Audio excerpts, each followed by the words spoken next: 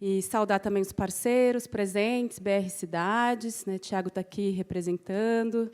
Agradecer novamente a Fundação Rosa Luxemburgo e os parceiros aqui do Lab Cidade, grupo de pesquisa que eu faço parte e que está realizando esse evento aqui hoje. Então, hoje, já sem delongas, a gente vai passar para essa mesa, que ela tem esse nome estranho, que é Múltiplos Projetos de Reestruturação Urbana. Vocês desculpem que a gente não teve tempo para pensar num nome melhor. Então, como eu vou mediar essa mesa, eu trouxe aqui um pouco uma tradução do que a gente está querendo discutir aqui, né? Então, com esse nome, Projetos de Reestruturação Urbana, a gente vai discutir uma série de projetos coordenados pelo Estado, alguns deles em parcerias, a partir de parcerias público-privadas, e a gente vai discutir dois tipos de propostas que têm esse caráter de ser propostas que atuam em determinados perímetros da cidade, transformando a cidade aos pedaços, e elas têm em comum essa ideia de transformar a cidade a partir do imobiliário, a partir de transformações imobiliárias. Hoje, na mesa, a gente vai tratar de dois grupos de propostas, intervenções, que, em teoria, têm naturezas e origens muito distintas. Esse bloco aqui de projetos de reestruturação, que eu vou chamar aqui, de forma simplificada, mais mercadológicos, né, uma transformação que é muito movida por uma lógica de dinamizar o mercado imobiliário. E outro grupo aqui, que são as zonas especiais de interesse social. Então, a gente vai ter a Bia Cara, que é uma estudiosa aqui há muito tempo da área central, que tem várias pesquisas há muito tempo, observando as transformações e as propostas do poder público e da iniciativa privada para o centro. A gente vai ter Rosana Yamaguchi, cadê vocês? Levantem a mão aqui, que vai falar sobre ZEIS. Também tem uma pesquisa que já é longa agora, né? Sobre ZEIS, e vai falar um pouquinho sobre as ZEIS no centro, as zonas especiais de interesse social no centro. Renato Abramo, parceiro do Lab Cidade, que vai falar um pouco da questão dos conselhos gestores de ZEIS no centro. E eu estou esquecendo... E o Guido que vai falar mais desse conjuntinho aqui, né? Vai falar também do PIU Setor Central, né? Projeto, agora plano, né? Planos de intervenção urbana do setor central. E aí eu fiquei só com uma atribuição como mediadora, começar apresentando esse mapa, que é um mapa que o pessoal do Lab Cidade fez, para a gente ter ele em mente, para começar a nossa discussão com ele em mente, que é esse grande mosaico que a gente tem de projetos, que a gente está chamando de projetos de reestruturação urbana para o centro. A gente atualizou ele aqui essa semana, então a gente consegue, pelo menos, contar pelo menos 15 PPPs e concessões em curso, que tem como alvo o centro da cidade. Então, são parcerias público-privadas que pretendem transformar pedacinhos do centro, né? Aqui está o perímetro do plano de intervenção urbana do setor central. Então, cada concessão dessa, ou PPP, pretende transformar um pedacinho do território, e a gente ainda tem 3 PIUs, uma operação urbana consorciada e 2 programas que também tenham esse intuito de transformar o espaço urbano, dinamizando a dinâmica imobiliária. Então, aqui, só separado um pouco para a gente tentar visualizar um pouco melhor, aqui seriam os PIUs e os programas. Ontem a gente discutiu bastante esse grupo aqui, que pretende alimentar a dinâmica de reformas, né, do famigerado retrofit aqui no centro, os PIUs, e aqui as concessões e parcerias público-privadas, e também o super controverso, que conversamos bastante ontem, a proposta, a mais recente, a PPP Campos Elíseos, que é a PPP do Centro Administrativo do Tarcísio. Então, já deixo como desafio, para abrir a mesa, um pouco das questões que emergem, né, desse emaranhado de projetos, desse mosaico, dessa matriosca de projetos, que a gente até falta nomes, né, de como que a gente chama isso. Então, eu acho que tem um desafio grande de entender essa fragmentação do planejamento urbano da cidade e os desafios que isso nos coloca enquanto ativistas, né, que também demandam uma fragmentação das nossas capacidades de resistência, também uma fragmentação dos conselhos, né? Cada perímetro desse, alguns têm grupo gestor, outros não têm grupo gestor, alguns têm conselho, outros não têm, outros têm fake conselho, né? A Inês estava aqui ontem, que é do grupo de acompanhamento do PIO Setor Central, estava colocando isso nas suas questões, tem conselho, mas não tem, acho que Guido vai entrar nisso também. E também um desafio grande enquanto pesquisadores, né? Porque, né, tem aí um desafio hercúleo da gente dar conta de entender, né, todos esses projetos nas suas especificidades, mas também formular aqui conjuntamente análises mais totalizantes, né? O que essa transformação aos pedaços do centro, a partir desses projetos imobiliários financeiros, né? O que isso traz para a gente, né? O que a gente pode aprender e avançar a partir desse mosaico de propostas para o centro que estão colocadas. E, com isso, dito isso, já chamo a primeira convidada, Beatriz Cara.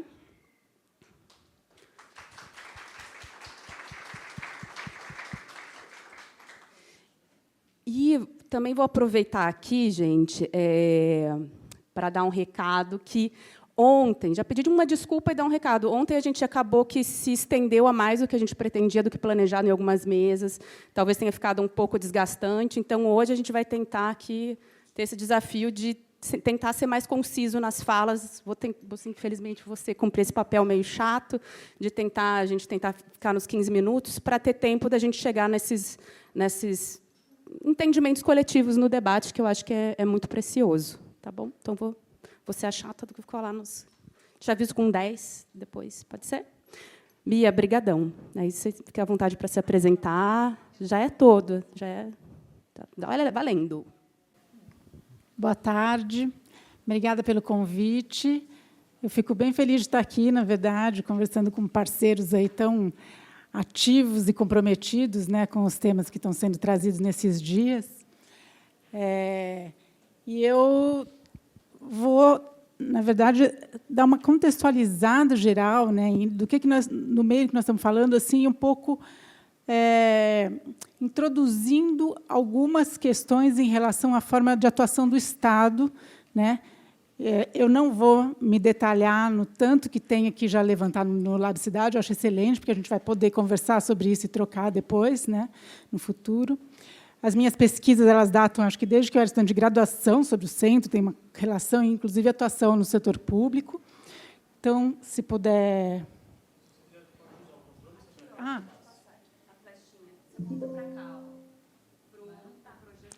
É que eu não tenho... Não, espera aí, tem alguma coisa... Acho que começou... Ah... Espera aí. Eu acho que... põe no, dá para pôr no comecinho, logo no começo? Ah, então esquece essa apresentação, porque ela veio errado. Eu cheguei atrasado porque o meu computador deu pau, agora eu estou vendo que deu pau mesmo, então eu vou ter que falar. Tá? Então, vamos falar. Outro dia aconteceu a mesma coisa, acho que estou sendo brindada, porque tem acontecido direto comigo, dar pau no computador, então... Não, eu acho que está tudo desconfigurado, pode descartar. Não, porque esse é muito atrasado, não sei o que aconteceu. Ah, e só se eu... Você quer inverter? Você tenta resolver a questão do slide e fala depois. Pode ser que eu tenha te mandado o link do arquivo errado. Quer trocar? Troca a ordem. A gente pode trocar a ordem. A gente quer falar do seu apio, né? Então, troca enquanto você consegue. Aí, se você quiser ver com o Henrique, aí o Henrique vai te... Ou também eu posso fazer a fala assim nas imagens. Como você se sente melhor. Na verdade, assim, Vem, vai.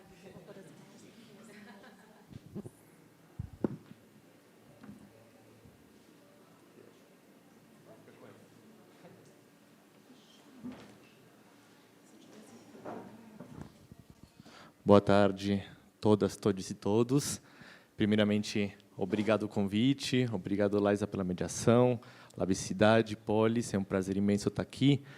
Eu trouxe aqui, preparei uma apresentação que é um pouco um rascunho, uma ideia que veio assim, a Laísa me chamou para falar um pouco da atuação do Estado, assim, nesse monte de planos e projetos, que de fato é uma dificuldade imensa da gente entender territorialmente, acho que fica bem confuso.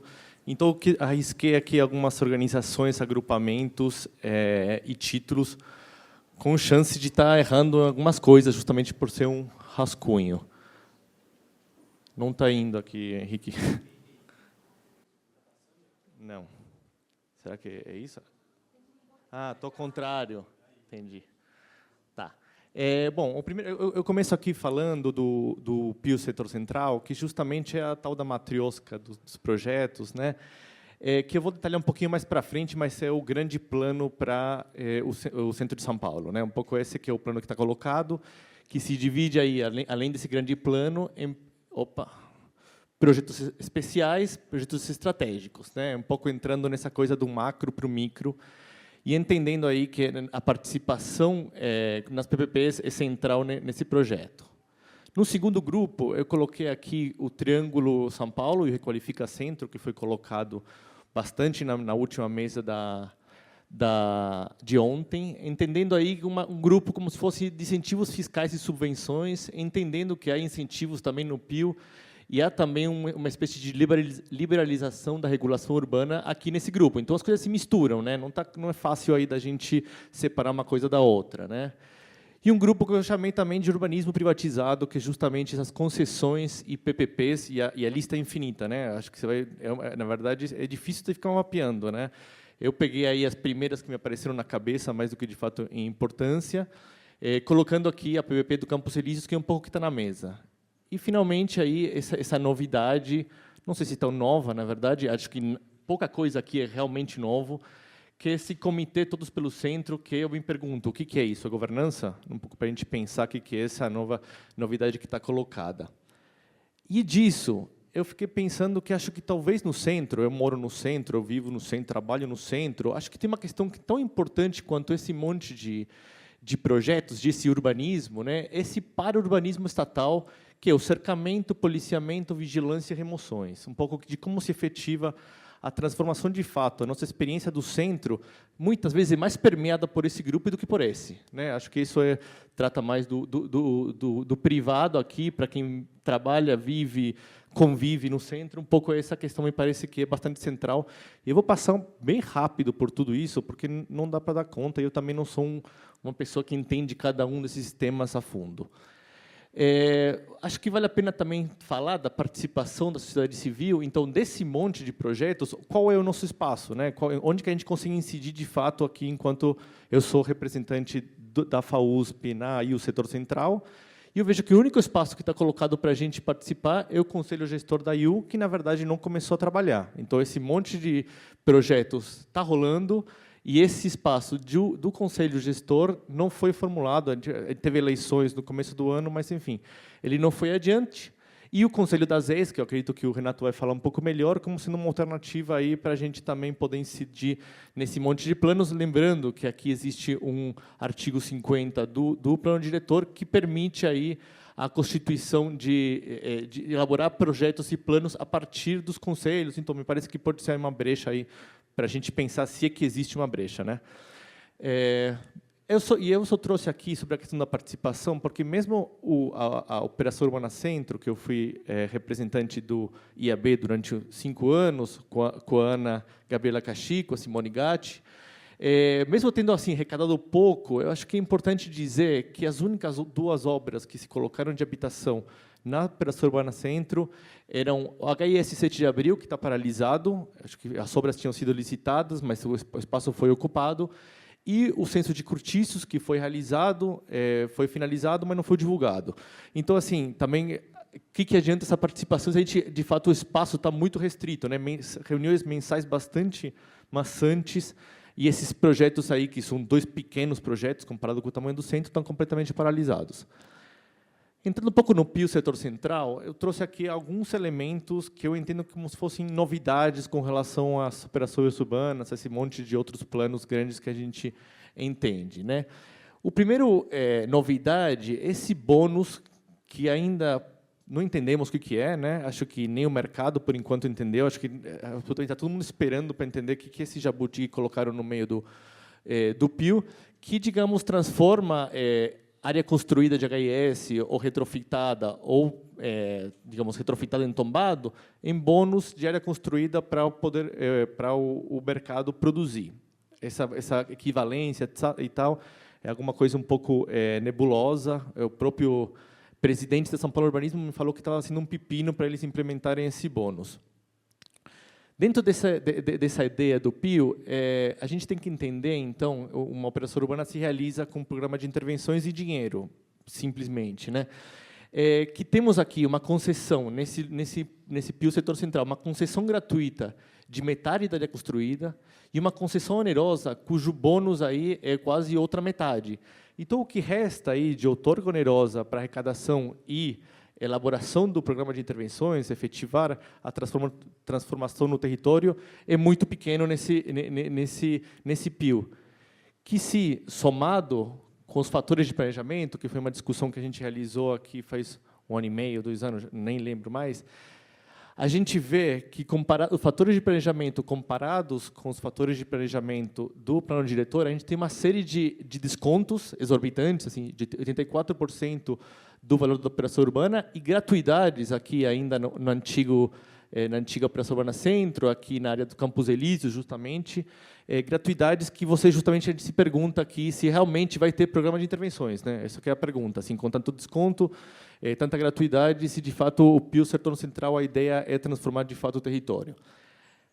Dito isso, acho que é muito interessante esse mapa elaborado por Labicidade, justamente essas gratuidades aqui rebatidas com o valor venal do terreno, então justamente onde terrenos já são valorizados, onde há já uma produção privada para o mercado, justamente essas gratuidades sobrepõem, enfim. Para a gente pensar nisso, aqui outro mapa sobre a produção imobiliária, acho que não vale a pena me deter nisso. E aqui um pouco como que está o plano de intervenções do Pio, isso é uma apresentação de 2019, então o que eles estavam prevendo, né? Mobilidade, alinhamento viário, áreas verdes, drenagem, caminhos verdes, num total de 1,6 bilhões de reais. Lembrando que o nosso prefeito está rifando R$1 bilhão, né? Então esse 1,6 não é nada comparado com o que a prefeitura tem de fato de vontade de realizar, de construir, mas a questão é, cadê a habitação social nessa proposta aí de intervenção, né? Um pouco a gente está no limbo. O plano de intervenção do Pio Setor Central não propõe nada efetivamente direta, em números, digamos, para a habitação social, né? E aí uma série de projetos estratégicos que são, digamos, o que a gente está vendo aí nas concessões, PPPs, um pouco é uma outra cara para isso. Só lembrando que tem isso, acho que não vou entrar aqui nos planos estratégicos, mas que se posicionam justamente nessa região próximo do Tietê, com grandes áreas públicas. Então, justamente também a concessão, a entrega dessas áreas públicas para a iniciativa privada, para elaborar eles o programa de intervenções. E daí, por isso eu estou falando de uma privatização da urbanização, né? Dito isso, então, temos o Triângulo São Paulo, que justamente trabalha nessa questão de isenções, né, de PTU, de ESS, de monumentos, enfim, facilidades aí na aprovação. E o Requalifica Centro, que foi bastante bem detalhado ontem. Então, aqui, só lembrando que isso é um plano a mais que se sobrepõe a esses outros planos sobre a mesma região, né? Também com isenções de PTU, redução de alíquota de ISS, enfim, isso foi um pouco tratado ontem, facilidade de aprovação, etc. E essa novidade, que foi essa transferência de recursos diretos da prefeitura para a produção de retrofit, sem nenhuma contrapartida social a princípio, né? E daí, finalmente, para tratar aí dos planos, e estou fazendo uma coisa bem rápida, talvez esteja falando até rápido demais, né, Laís? Não sei como está meu tempo. 6 minutos, está ótimo.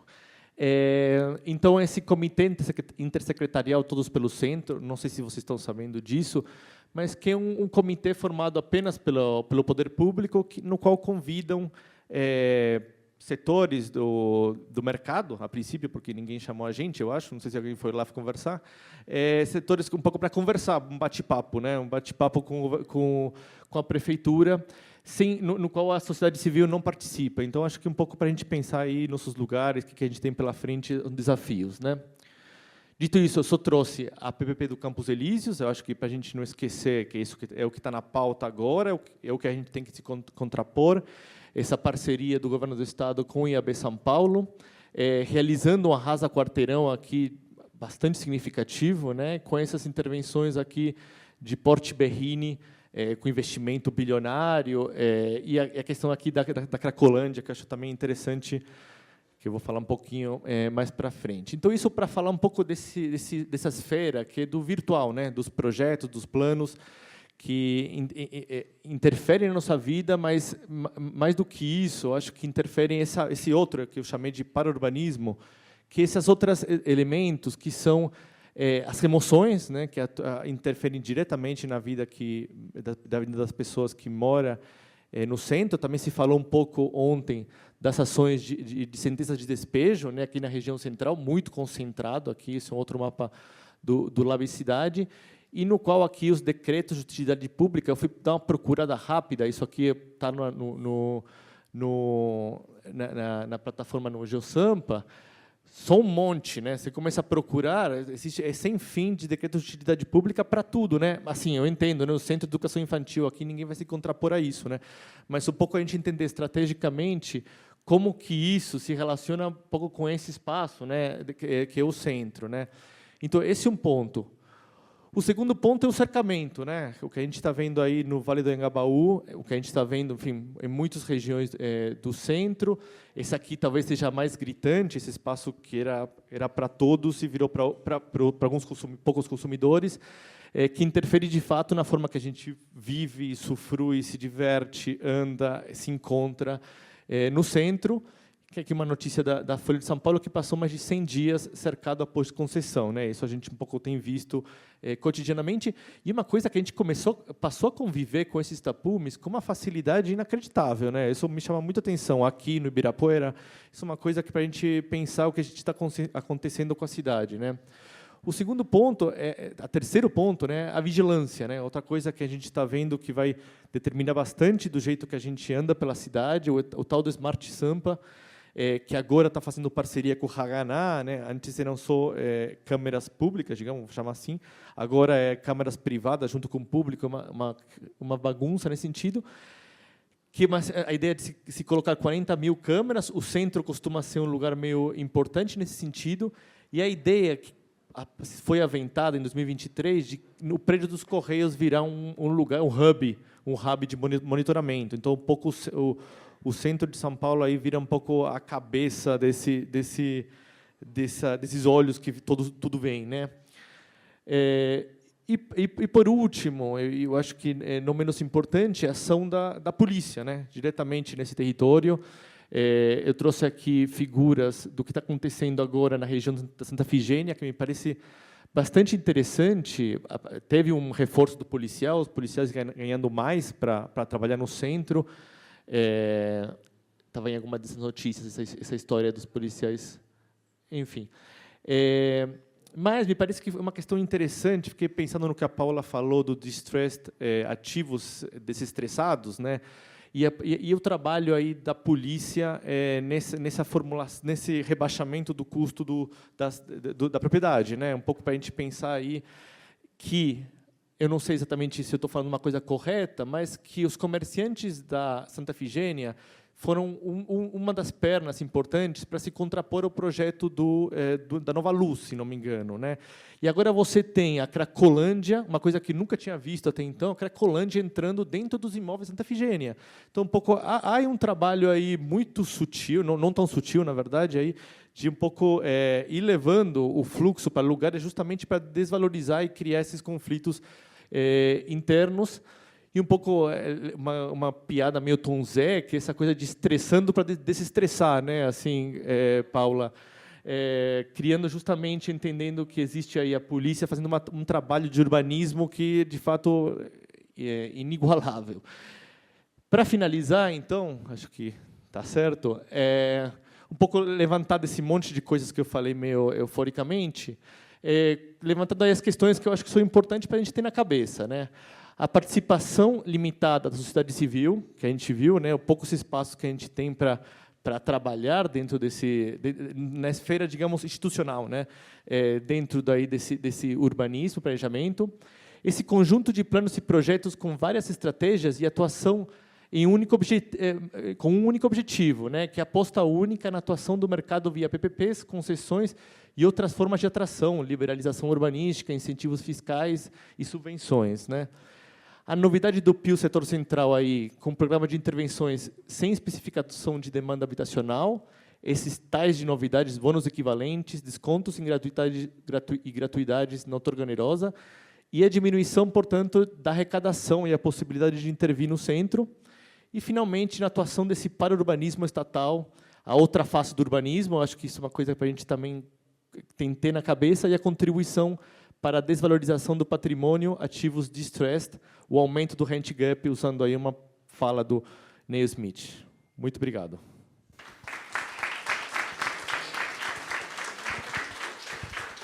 Obrigadão, Guido. Eu acho que foi muito legal a apresentação do Guido, porque conseguiu fazer uma ponte com assuntos que a gente discutiu muito ontem, né, esse grupo aqui, né, da máquina da fake HIS. Né, também a Bianca Tavolari falou ontem do super trunfo também, né, da HIS, que é, enfim, esse monte de incentivos com justificativa para incentivar uma habitação social que não é nada social. E você trouxe também já um outro bloco aqui, que ainda não tinha aparecido no seminário, que você sintetizou nesse nome super legal, aí, que é o para-urbanismo estatal, que eu acho que também é um tema que vai aparecer bastante na próxima mesa de violências. Então, acho que ótima, obrigada pela síntese aí que você trouxe para a gente. A gente vai inverter um pouquinho a ordem agora. Vou chamar a Rosana Yamaguchi para falar das EIs.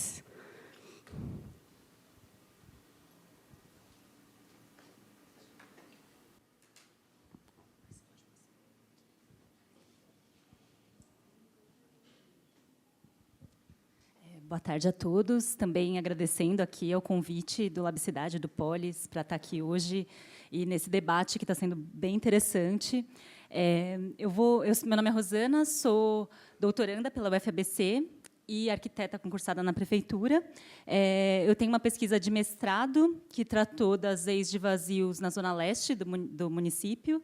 E aqui eu trago umas reflexões a partir dela, né, para a região central. Aqui, assim, umas notícias, eu acho que elas sintetizam também coisas que foram abordadas ontem, né? Manchetes que saíram nos últimos tempos nos jornais, então, tipo, e que mostram muito esse centro como um território de disputa, né? Então, esse coração em ruínas que demanda uma requalificação, e os retrofits que estão transformando isso num polo gastronômico, sem habitação de interesse social. E esse último é uma entrevista, acho que da Folha, com o executivo da Cury, com o diretor da Cury, que fala que as pessoas de baixa renda têm o direito de ocupar os bairros nobres, porque nisso ele está defendendo, na verdade, o HIS. Mas qual HIS? Né? Tipo, nessas localidades. Né? Aqui eu trago também um mapa, que era essa conjunção, mas que foi tratado muito bem ontem e pelo Guido, né, do Requalifica, Triângulo SP, e tudo isso junto com as EIs, aqui, que estão em vigor hoje no centro. Né? O perímetro que eu vou abordar é o perímetro da subprefeitura Sé, por uma questão metodológica mesmo. É muito difícil recortar os dados para um perímetro, por exemplo, do Requalifica, porque eu tenho que trabalhar eles com o que a prefeitura divulga. Assim, né? Então, falando rapidamente das EIs, né? As EIs, elas são... elas foram um instrumento que foi resultado das lutas dos movimentos, que surgiu no final da década de 80, começo da década de 90. No começo da década de 90, ela começa a ser aplicada em áreas vazias, e ela visa, quando em áreas ocupadas, o reconhecimento daquela população para um trabalho da prefeitura de reurbanização, né? E, quando em áreas vazias, a produção habitacional nessas áreas, né, voltadas para a população de baixa renda. Então, em São Paulo, hoje, a gente tem 5 categorias de ZEIs. A ZEIs 1, que é uma ZEIs de áreas ocupadas, então ela vai estar demarcada sobre favelas, assentamentos precários.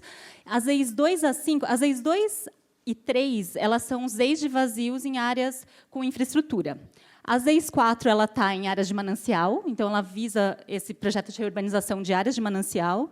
E a ZEIs 5 é uma categoria nova de ZEIs, que ela surge agora no PDE em 2014, e que vem responder, é uma demanda do mercado para as alterações que foram feitas no próprio conceito de HIS, que eu vou tratar agora na sequência. Eu vou falar muito rápido, porque eu acho que, por questão de tempo, em relação aos regramentos que estão incidindo sobre as EIs, né? Então, primeiro, em relação aos conceitos. O que é a habitação de interesse social do ponto de vista do plano diretor e da lei de zoneamento? No PDE de 2002, a habitação de interesse social era voltada a famílias com renda de até 6 salários mínimos e a de mercado popular até 16 salários mínimos. Né? Com isso, eu vou só passar aqui. Ó. Esse é um gráfico da dissertação do Minoru Tanaka, e ele mostra, em vermelho, o conceito de HIS de 2002, atualizado pelo IPCA, e os azuis e roxos, o conceito de HIS-HMP, que foi acontecendo pela valorização real do salário mínimo pela política que ocorreu ao longo desses anos todos. Né? Então, quando chega lá em 2016, que é quando é revisto o zoneamento, a gente tem um teto do HIS e do HMP que já descolou totalmente daquela família que era prevista inicialmente para esse conceito. Né? Então, com isso, em 2014, esse conceito é revisto. O conceito de HIS é dividido em dois, né? O HIS-1, que é para famílias com até 3 salários mínimos, e o HIS-2, com famílias até 6 salários mínimos, e o de HMP ficou 10 salários mínimos. E ele sempre esteve atrelado a uma tipologia máxima. Assim, né? Então, em 2002, até 50 metros quadrados de área útil, um sanitário e uma vaga de garagem, e agora, 2014 e 2016, isso é uma coisa que é importante de falar. Por decreto, as unidades HIS e HMP elas têm que ter, no mínimo, 24 metros quadrados. Então, esses estúdios, tudo que está sendo aprovado é legal, assim, não é HIS legalmente. Né? Até 70 metros quadrados, um sanitário e uma vaga de garagem. Né? O plano diretor, agora, a revisão de 2023, fez algumas revisões. Né? Na verdade, ela trouxe um conceito de renda per capita que estava no quadro do plano de 2014 para dentro da lei. Né, e vinculou, porque antes estava assim, era mediante atualizações com teto nesse conceito, mas que agora está fixado nesses conceitos. Né. Em relação aos regramentos, nas EIs é obrigatório que parte do que for construído seja destinado para HIS. Né. Então, nas EIs de 1 a 4, 60% é para HIS-1, que é para essas famílias de até 3 salários mínimos, e os outros 20%... 20% pode ser para qualquer outro uso, e os outros 20% tem que ser HIS. Então, tipo, fica meio que... Pode ser um empreendimento composto por 60% da área construída para HIS-1, 20% para HIS-2 e 20% para qualquer outro uso. Né? Lembrando que essa obrigatoriedade incide para terrenos acima de 1.000 metros quadrados, nas EIs 1, 2, 4 e 5, e 500 metros quadrados nas EIs 3. Então, tipo, às vezes a gente pega uns empreendimentos em EIs menores que eles não atendem a HIS, mas isso é porque a lei permite que os terrenos menores não atendam, de fato. Nas EIs, o coeficiente de aproveitamento é dos maiores que se tem no município. Né? Nos eixos, o coeficiente de aproveitamento é 4, o teto, né? Pode construir 4 vezes a área do terreno. Nas EIs também, exceto nas EIs 1. Nas EIs 5, que foi essas EIs que surgiu, como dividiu o conceito de HIS em 2, o mercado brigou por um HIS que continuasse uma reserva de terreno, porque eles já estavam produzindo naquele final do plano diretor de 2002. Né? Então, as EIs 5 permite 40% de HIS, que pode ser 1 ou 2, 20% para HMP e 40% para qualquer outro uso. Né? E a gente tem que sempre lembrar que há incentivos para o EHIS, que é o empreendimento de habitação de interesse social, que é esse último aqui, que é atendendo... Gente, eu não sei. Aqui. Atendendo 80% de HIS-2, e ele tem um incentivo fora das EIs. E esse incentivo costuma ser até maiores do que dentro das áreas ZINZEIs, porque dentro das EIs, o CA máximo é 4, fora das EIs, o CA do EHIS é majorado em 50%. Então, nos eixos, esse EHIS vai ter CA 6. Né? Então, ele pode chegar até 6 nos eixos, e todos esses empreendimentos, a totalidade deles, mesmo os usos que não são HIS, não pagam a outorga onerosa do direito de construir. As principais alterações de 2023 e 2024, eu vou trazer aqui só de uma forma bem geral. Assim. Alterou-se o regime jurídico específico para HIS, colocou-se incentivos de área construída para HIS, HMP, em empreendimentos que não são HIS. em MEM, MUC e MQ. Não são EHIS e nem EHMP. E não está claro se isso é aplicável em ZEIS ou não, isso vai ter que ser esclarecido pela prefeitura. Existe uma figura de ZEIS de eixos que foi colocado no plano, mas que depende de lei específica. Essa lei deveria ter sido zoneamento, mas no tempo que o zoneamento foi aprovado, isso não foi incluído. E transformaram a cota de solidariedade numa figura opcional. E isso vai ser muito utilizado daqui para frente, porque construindo HIS no próprio empreendimento ou pagando para o Fundurb, você aumenta em 20% o seu potencial construtivo. Então, basicamente, o que a gente vai ver daqui para frente é um monte de empreendimento com cota de solidariedade, porque vai aumentar potencial construtivo. Né?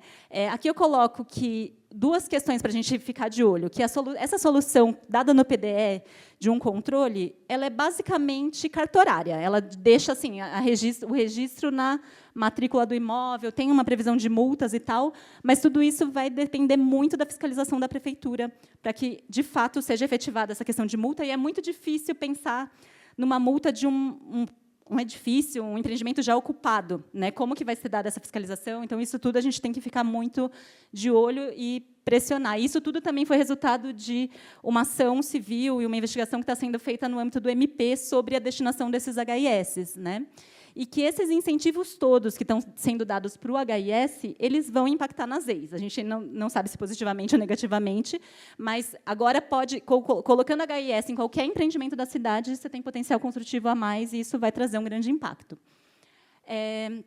Aqui é só para abordar a metodologia que eu trouxe no mestrado. Eu, basicamente, avalio e localizo essas ZEIS e retiro dados para analisar essas ZEIS e os EHIS fora de ZEIS por meio dos alvarás da prefeitura, né, que são documentos que eles publicizavam, pelo menos até 2021. No mestrado, eu avaliei esse território da zona leste do município, né, e o que estava dentro e fora de ZEIS para entender qual que era a influência das ZEIS, né? E eu cheguei, e esse mestrado foi orientado pela professora Rosana Denaldi, que também orienta meu doutorado. E a gente chegou nessa relevância das ZEIS porque elas representam 18% desse território da Zona Leste, mas 20% dos empreendimentos e 57,6% das unidades HIS e HMP e 77,8% das unidades HIS. Né? Então, o que está dentro das ZEIS, em geral, tem um porte maior. Vai ter mais unidades produzidas nessas áreas de ZEIS. A produção privada nessa área se deu majoritariamente fora das ZEIS, mas o mercado é responsável pela maior parte da produção em ZEIS. Eita, então vou pular, espera aí.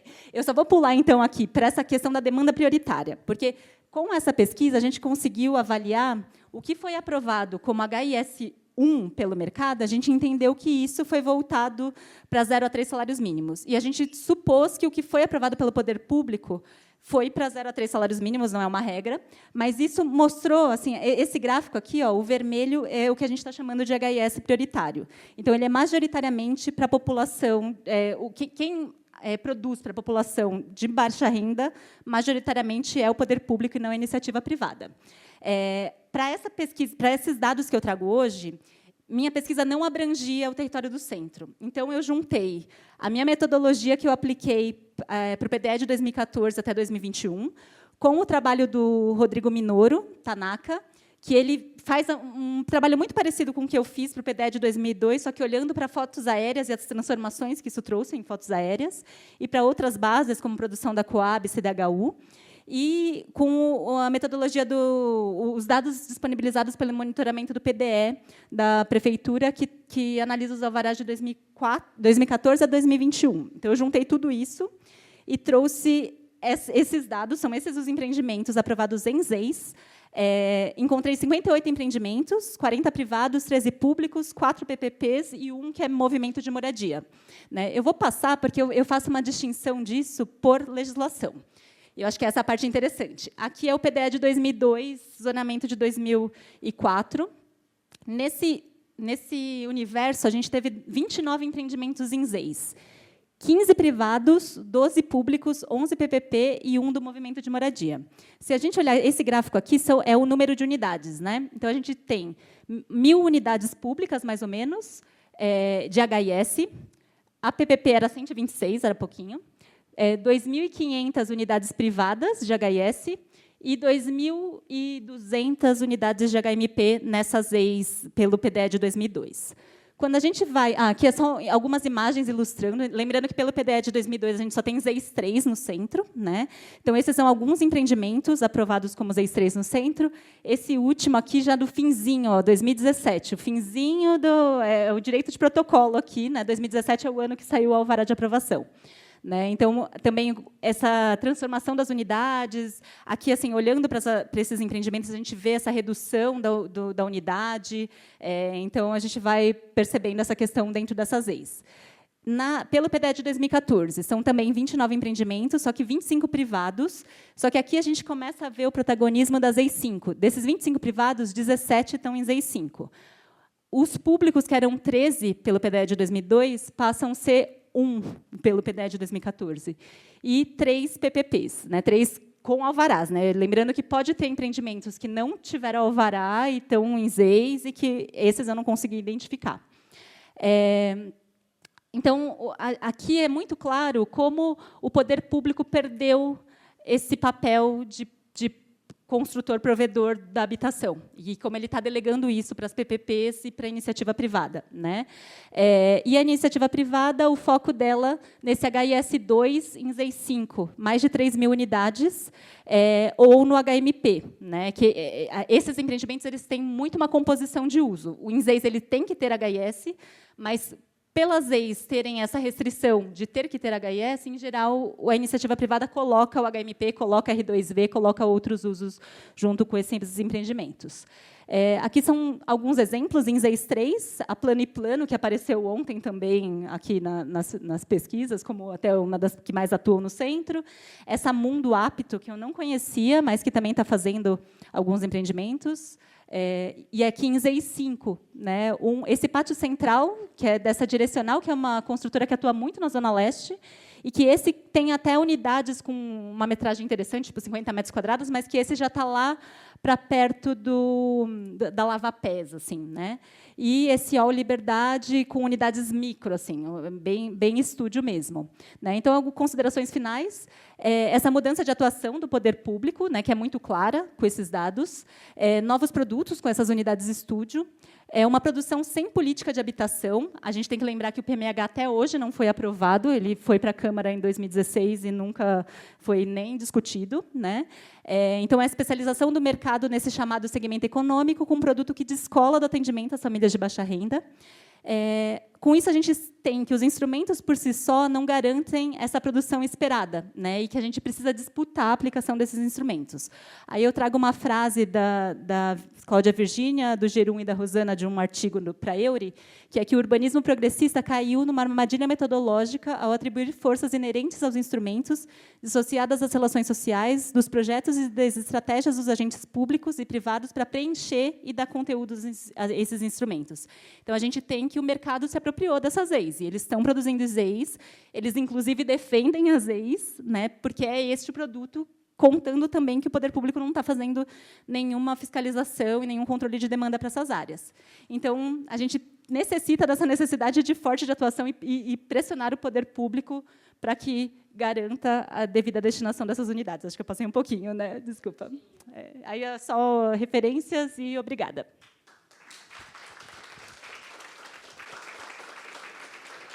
Obrigada, Rosana. Eu acho que a Rosana terminou com o espírito que a gente terminou ontem. Né? Ontem a gente terminou o seminário falando justamente, né, do grande nó da questão, que é o nó da gente conseguir constituir articulações progressistas, frentes progressistas, para a gente disputar outros projetos de cidade. Né?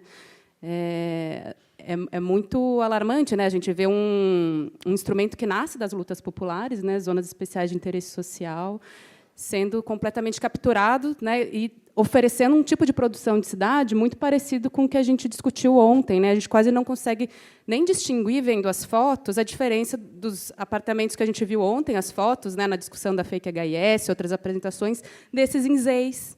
Né? Assim, é bem indiferenciado. Então, obrigada, Rosana, aí, pelo esforço de trazer e atualizar essa sua discussão para o centro, né, que você fez aqui, especialmente para o seminário. Muito obrigada.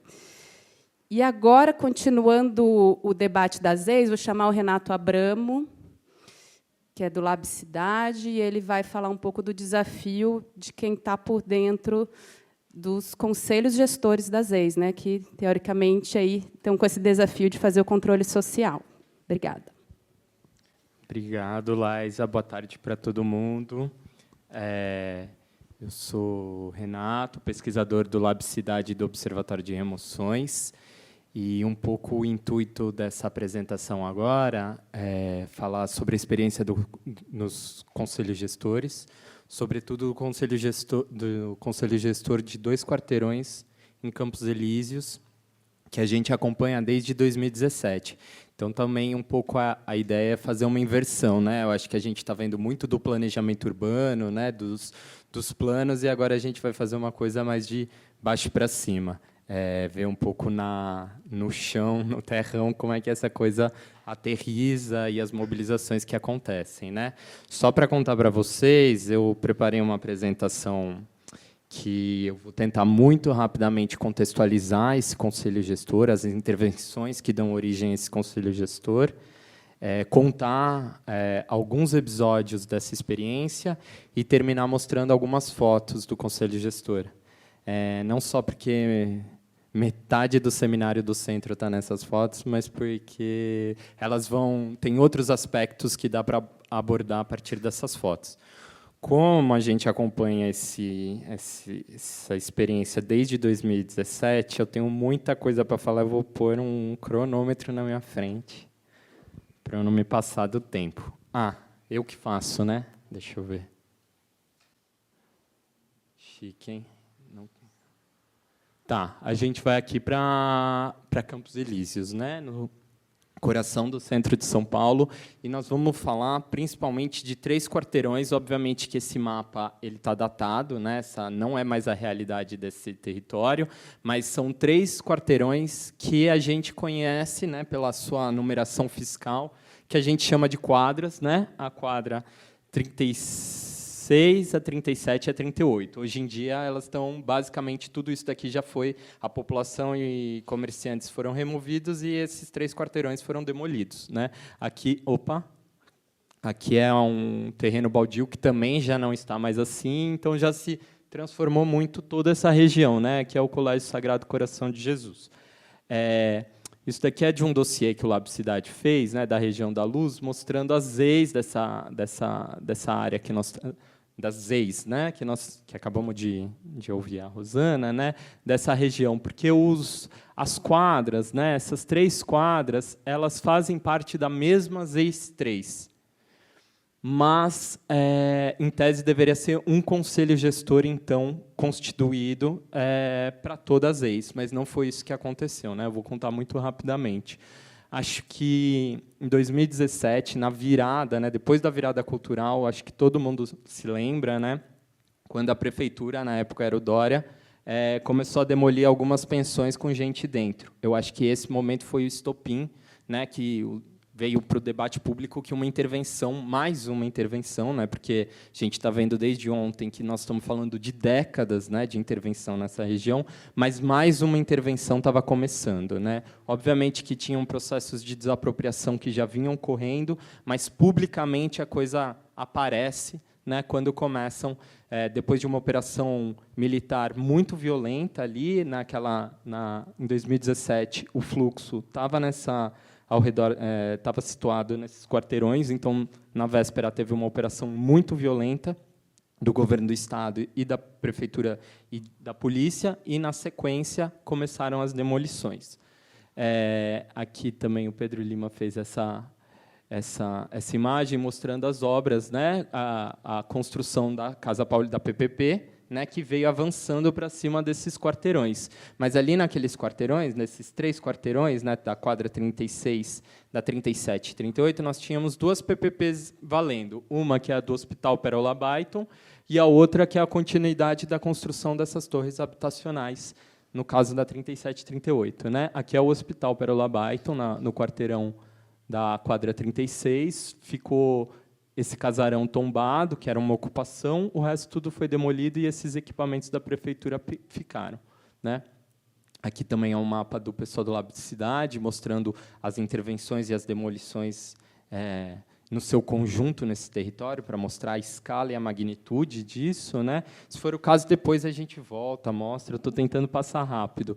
E aqui, não por acaso, né, também é um material do Labicidade, não por acaso, esse projeto novo da transferência da sede administrativa do governo do Estado, ele está acontecendo justamente ao lado desses 3 quarteirões, né? É uma continuidade dessa intervenção e destruição desse território e dos tecidos sociais longamente constituídos ali. Então, tá, essa é uma contextualização para contar que a experiência do Conselho Gestor, né?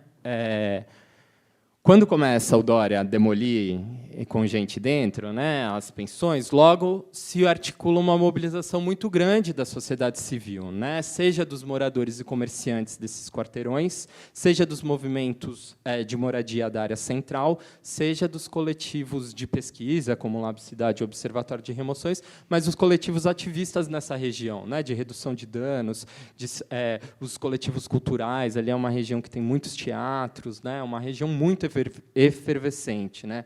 Então, essa história de revitalização oculta justamente essa potência de vida que já existe, né? Ela apaga, é uma forma de apagamento dessas formas de vidas constituídas, mas eu acho que isso vai vir mais no final, na última mesa de hoje, né? Essa discussão. Mas para dizer que essa mobilização da sociedade civil, junto com a Defensoria e o Ministério Público, forçou o poder público a ter que constituir um conselho gestor, como determina o plano diretor, porque ali eram umas ex-3, né, como a gente viu. Então, tinha que constituir um conselho gestor para discutir e aprovar qualquer intervenção nessa área, né? Era o que o plano diretor determinava. Então, essa articulação da sociedade civil foi para... eu vou deixar as quadras de fundo, assim, vocês ficam imaginando tudo isso. Então, essa articulação foi para constituir o Conselho Gestor, que a Prefeitura foi obrigada, de modo paritário, né, entre o poder público e a sociedade civil, e ali, em tese, tudo deveria ser aprovado, discutido e aprovado nesse espaço. Não foi o que aconteceu, foi um espaço onde aconteceu muitas brigas, né, um pouco essa história que eu vou contar. E a gente também, logo depois dessa intervenção, né, a demolição começou aqui na quadra 38. Né? Essas 2 quadras estavam sobre a intervenção da PPP habitacional. Um ano depois começa a intervenção na quadra 36, né, para a construção do hospital. E, apesar de ser uma mesma ZEIS, a Prefeitura tentou constituir um outro conselho gestor. A gente judicializou para brigar, para manter um conselho só, afinal, era uma ZEIS só, afinal, os efeitos e os impactos afetam todo o território, e não é dessa forma compartimentalizada, mas a gente perdeu, ficou decidido que seriam 2 conselhos gestores diferentes, e o pessoal da quadra 36 foi votar no conselho gestor, ganhando caixas para serem removidos, porque, afinal, a construção do hospital precisava acontecer. Ou seja, né, em tese, o hospital deveria ser um projeto apresentado, discutido e aprovado em conselho gestor, mas, na hora que a população moradora estava indo votar no conselho gestor, já estava ganhando caixa para ser removida. Deixa eu ver aqui mais. Bom, vou contar alguns momentos importantes dentro do Conselho Gestor. A gente pode seguir isso no debate, contando melhor, né? Obviamente que um dos momentos mais importantes e tensos na nossa história dentro do Conselho Gestor foi a questão do cadastro. Porque, de alguma forma, o cadastro tem um poder, uma força, né? Porque, de alguma forma, é ele que vincula um atendimento, mesmo que, né, você não sabe, uma promessa de atendimento, porque a Prefeitura, na época, dizia que todo mundo ia ser atendido, para ser atendido precisava ser cadastrado. Né? Então, é a porta de entrada que asseguraria esse atendimento. Né? Então, o momento do cadastramento foi um momento muito difícil, muito tenso, todo mundo tentando ser incluído. Né? 190 famílias foram cadastradas nesses 2 quarteirões da 37 e 38. Eles fizeram um congelamento, né, de quem morava na época. Foram 190 famílias cadastradas. Depois, quem chegou não entrou no cadastro, e, de alguma forma, o cadastro é que vincula ao atendimento definitivo. Né? O atendimento definitivo era prometido de forma vaga na construção das PPPs aqui no quarteirão da quadra 38. As pessoas seriam removidas, ganhariam um auxílio provisório, o auxílio aluguel, até as torres habitacionais ficarem prontas e voltar e serem atendidas ali. Não preciso dizer que não foi isso que aconteceu. E nós, enquanto sociedade civil e movimentos, fizemos propostas em outro sentido, inclusive. Eu vou falar disso mais para frente. Outro momento muito difícil foi o momento de aprovação das diretrizes. A prefeitura sempre apresentou isso de forma muito vaga, sem falar como as famílias seriam atendidas, os seus orçamentos, né, o financiamento, se elas se enquadrariam ou não. E a aprovação dessas diretrizes foram feitas de formas tratoradas, né? Nós, enquanto sociedade civil, nos articulamos numa articulação importante chamada Fórum Aberto Mundaréu da Luz, né? Muitas pessoas aqui presentes viveram essa experiência, né? E a gente fez um plano alternativo que não era remoção nem demolição, né? Era o famoso chave a chave, entrega a chave, pega a chave do apartamento novo. Também não foi para frente. Veio a pandemia e, basicamente, os dois... A quadra 36 ela foi removida muito rápido. Em um ano, ela foi removida, demolida, ficou um terreno baldio ao longo de mais um ano, até a construção do hospital. Mas os dois quarteirões da 37 e 38 eles foram removidos propriamente durante a pandemia, na sua maioria, né? No momento que ficar em casa era o jeito mais seguro, né? As pessoas foram removidas. A gente, nessa mobilização da sociedade civil, conseguiu algumas decisões junto ao Ministério Público e da Defensoria proibindo a remoção. A gente fez reuniões com os moradores, levando cópia dessas decisões para eles apresentarem na pandemia quando funcionários da prefeitura viessem removê-los, né? E daí a prefeitura mudou a abordagem, começou a chamar as famílias de forma individualizada, e assim você quebra a resistência coletiva. Gostei muito das apresentações, do Guido também, eu vou abrir esse parênteses. Essa provocação do para-urbanismo, que eu gostei, eu diria que não é é o coração do urbanismo. Assim, a produção do Estado e do Estado está nessas práticas policiais de cercamento violentas, e é assim que ele se constitui, né? Está no coração das práticas de Estado, né? O que a gente conseguiu, de alguma forma, apesar da remoção e dos deslocamentos, eu acho que, historicamente, essa região, como a gente vem falando, ela foi... as pessoas foram embora sem... Muitas vezes, né, foram removidas sem receber nenhuma forma de atendimento. Eu acho que essa mobilização que a gente conseguiu constituir em torno do Conselho Gestor, a gente conseguiu garantir alguns atendimentos, mesmo que precários, mesmo que provisórios, mesmo que insuficientes, né? Algumas famílias da quadra 36 conseguiram cartas de crédito, muitas tiveram que sair de São Paulo porque não conseguiram comprar nenhum lugar, nenhuma casa aqui. As da quadra 37 e 38 também foram removidas, muita gente foi para as regiões periféricas da cidade, mas algum atendimento aconteceu, né? Algum trabalho foi dado, né, para a prefeitura, não deu para remover só como eles costumavam fazer. Era um trator que passava, a gente, pelo menos, deu alguma dor de cabeça. Eu vou querer falar isso para encerrar aqui a apresentação sobre uma reflexão sobre o Conselho Gestor antes de mostrar as fotos, né? Eu acho que, de alguma forma, né, a gente tem uma compreensão do Conselho Gestor como uma instância e um instrumento institucional e formal, né, que é ocupado. E ele não tem um caráter e uma natureza em si, né? Ele não é virtuoso, ele não garante direitos por si só, como ele também não garante a remoção. Ele é um instrumento que é de disputa, né? Situacionalmente e estrategicamente ele é disputado.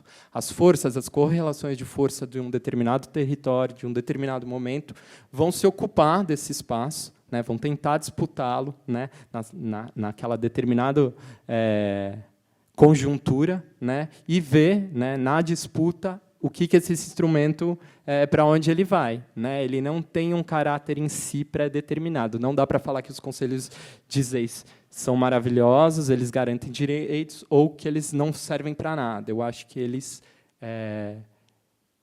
são instrumento de disputa. Estrategicamente e situacionalmente, eles vão sendo utilizados. Eu acho que muitos de nós aqui que atuamos, né, nos conflitos, e parceiros dos movimentos de moradia, né, recorrem às instâncias e instrumentos formais como tentativa de proteção, né, porque muitas vezes a gente consegue, ou pelo menos postergar uma violência, postergar uma remoção. Ontem a gente ouviu as estratégias que o advogado Vitor está fazendo na Jorge Hereda, né? Não é que ele recorre ao STF porque ele acredita que o STF é maravilhoso, mas porque ali, nessa disputa e nessa estratégia, é possível ganhar mais tempo, né? Utilizar alguma jurisprudência que adia uma remoção de acontecer. Mas a gente tem que saber que esses mesmos instrumentos institucionais e formais, eles também são utilizados para combater violações de direito. Quantas remoções são feitas usando todo esse mesmo aparato, né? Como os conselhos gestores e as HIS também são mobilizadas para violar direitos. Então, não acho que tem um caráter e uma essência em si. Ela depende da disputa. Tá bom. Vou passar muito rápido as fotos, tá bom? Aqui é o dia da eleição, né? A gente vê nosso companheiro Dito, o Cosme, um grande companheiro que se foi, né? Ó, aqui todo mundo que estava aqui hoje, ontem, a Nete Corrara, a Bia, o Vitor do Polis, né? Aqui a Carmen falando numa reunião, né? A gente fazia reuniões em muitos lugares, desde o Martinelli até nas próprias quadras, né? Thalita, os moradores aqui votando. Uma das estratégias que a gente fez foi fazer uma cartilha explicando os direitos das pessoas moradoras de ZEIS e distribuía para falar o que você tem direitos, né? Uma ZEIS tentar mobilizar e disputar as ZEIS, né? Mostrar. Aqui é o caderno de diretrizes da prefeitura, todo mundo carregando, super vago, em contraposição ao projeto alternativo. Aqui essa mulherada arrepiava lá nas reuniões, né? Janaína, Renata, o Tica, que está aqui, né? A Cássia, que se tornou uma liderança nesse processo de participação do Conselho Gestor, Felipe, que trabalhou no Polis. Aqui são as... Estou terminando, juro, Laisa. Aqui a professora Lisete, que estava ontem, né? As moradoras e moradores que eram representantes eleitos. E aqui seu Fernando, um dos proprietários que tinha uma casa desde os anos 60, um bar que era um museu e que foi removido quando a quadra 36 caiu. No fundo, a lista, a gente pediu para a prefeitura deixar a lista das pessoas, para as pessoas poderem ir se identificando e vendo, né, porque é tudo muito opaco, a falta de informação. Então, é isso, tem que disputar para poder servir para alguma coisa. Muito obrigado.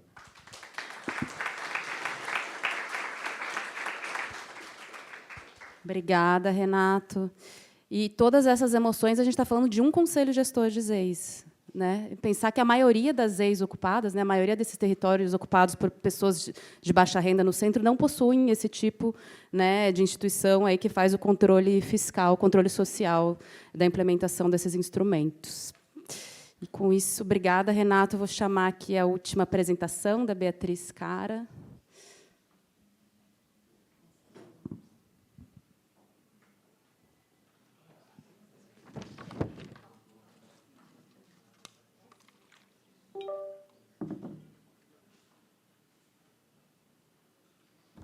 Volto, bem mais feliz depois de ver todas as apresentações, porque daí dá para dialogar mais também, né? Então,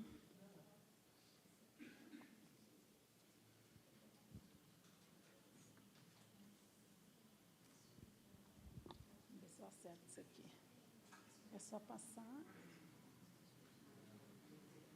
Bom, a gente tá, assim, essa apresentação que eu vou fazer, ela abarca esses assuntos que a gente está trazendo. Eu acho que ajuda a gente a pensar, então, no que está permeando isso tudo, assim, né? E quais as possibilidades que a gente pode pensar de atuação também. Mas aí é bom a gente voltar um pouco no tempo para a gente entender como que se estrutura isso, né? Qual que é a base que se estrutura e quais os agentes que vão surgindo nesse percurso, para a gente entender como também que a gente pode fazer com que as bombinhas explodam nos bolsos, se for o caso, né? Porque as formas de resistência que a gente tem lidado até agora, o Renato trouxe bem, são árduas, né, para fazer frente a isso que a gente tem nesse cenário.